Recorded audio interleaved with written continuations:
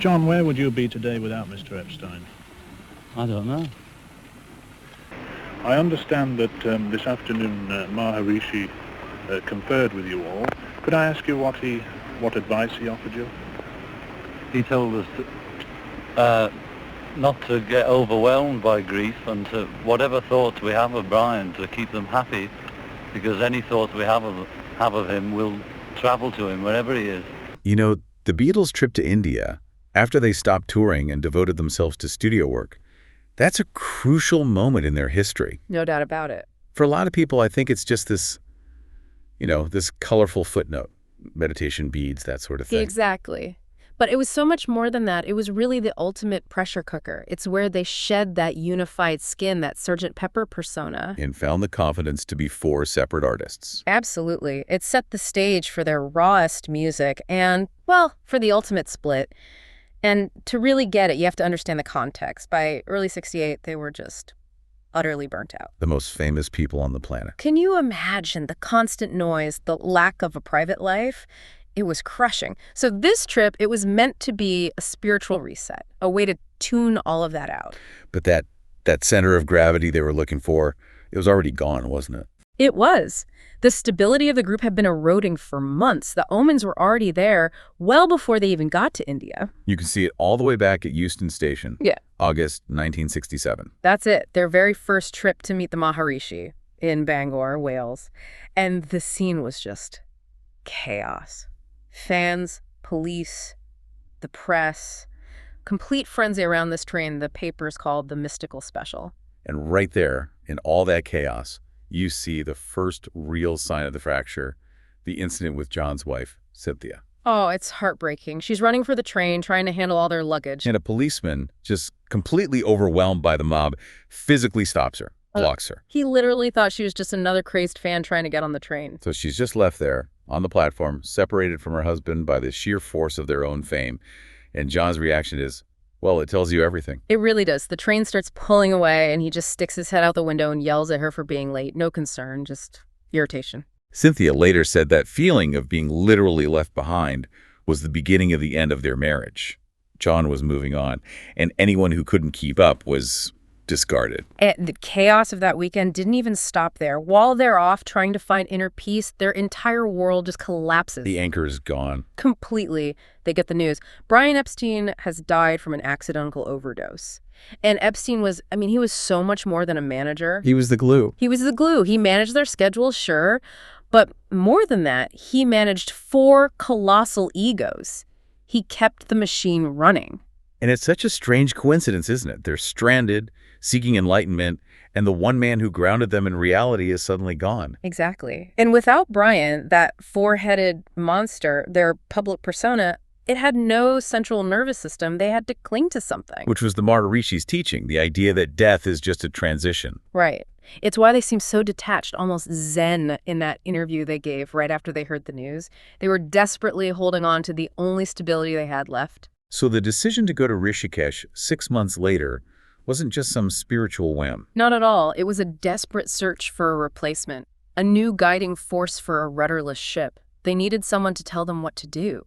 But the interesting thing is, even before that desperate search, the sound of India was already changing their musical DNA. Oh, completely. And that's George Harrison's influence through and through. He'd brought in the sitar years earlier on Norwegian wood, but it felt more like a sound effect then. It was novel, yeah.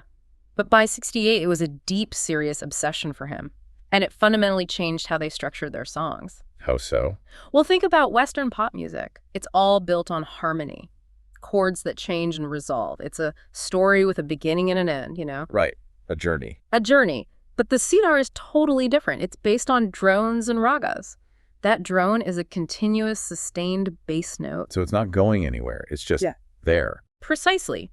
It creates a circular hypnotic structure. It isn't trying to resolve. It's about creating a state of being. And that's how you get songs like Within You, Without You, or The Inner Light. They threw out the verse-chorus rulebook. They did. The music itself was becoming meditation, so they arrived in India already understanding that sound could be this sacred vibration. Okay, so let's get to February 1968.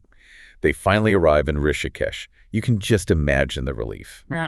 Trading the claustrophobia of London for this quiet compound.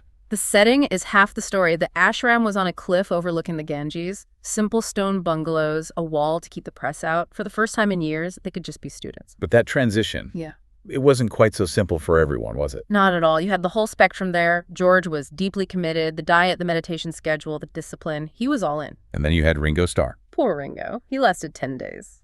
10 days. Plagued by allergies and the food. The food was the real killer. He was so scared of the vegetarian dishes, he packed an entire suitcase full of Heinz baked beans. Not at all. He and his wife Maureen gave up after about a week, blaming the mosquitoes in the food. He basically traded the pressure of fame for the pressure of beans. That's incredible. But it shows the different levels of seriousness, right? Yet even with all that, the creative output was just undeniable. Unprecedented. The silence, no electronic instruments, no industry breathing down their necks. It forced them back to basics, just acoustic guitars on the rooftops. And in a few weeks, they wrote almost 30 songs. 30 songs. That's the bulk of the White Album. All of it conceived in this one isolated place. And you can hear the environment woven right into the lyrics. The ashram became their notebook. A perfect example is Julia.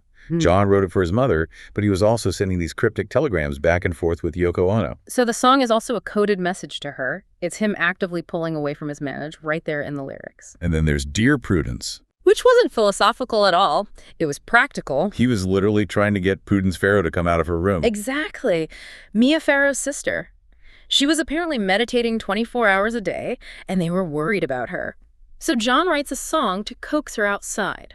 And you can't forget the monkeys. Of course not. That's where everybody's got something to hide, except me and my monkey comes from. Just the chaos of the local wildlife clashing with their search for calm. So it was this amazing creative hotbed, but the spiritual harmony, it didn't just fade away. It ended with a bang. A huge bang. The whole thing was shattered by rumors about the Maharishi. Accusations of financial greed. And, more seriously, alleged inappropriate behavior with some of the female students. For them, it was the ultimate betrayal, the spiritual guide they'd put their faith in. After losing Brian. Exactly. He turned out to be all too human.